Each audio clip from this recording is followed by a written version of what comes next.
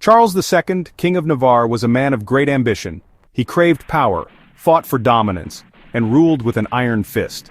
Yet history remembers him not for his triumphs, but for his tragic and ironic demise. Born in 1332, Charles inherited a kingdom rife with conflict and unrest. He spent his reign embroiled in wars and power struggles, constantly vying for control against his neighbors and even his own family. Charles was a shrewd strategist, a ruthless leader, and a formidable opponent. He navigated the treacherous waters of European politics with cunning and audacity. But fate, it seemed, had a cruel joke to play on the king who believed himself invincible. In the winter of 1387, at the age of 54, Charles II fell ill.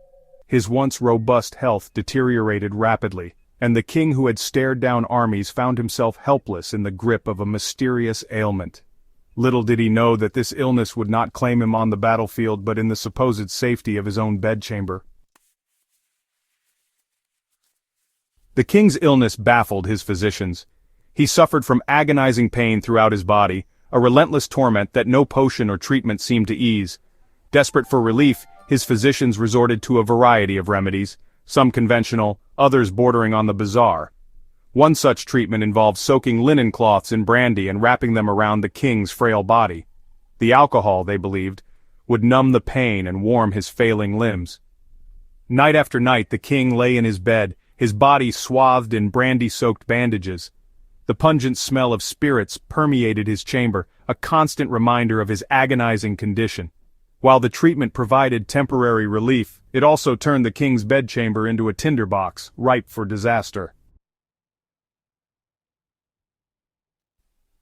The night of January 1st, 1387 began like any other. The king, weary from his pain, lay in his bed, attended by his loyal maid. As was customary, she wrapped him in the brandy-soaked bandages, hoping to provide him with a few hours of respite from his suffering. The fire in the hearth crackled softly, casting flickering shadows across the room.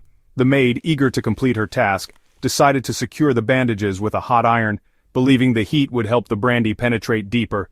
It was a decision that would seal the king's fate. As she brought the searing iron close to the alcohol-soaked linen, the unthinkable happened. The bandages ignited with a sudden whoosh, engulfing the king in flames. Section 4. A cruel twist of fate. The flames spread with terrifying speed, engulfing the helpless king. His screams echoed through the palace, a chilling testament to his agony. Courtiers and servants rushed to help, but the fire, fueled by the brandy, raged with a vengeance.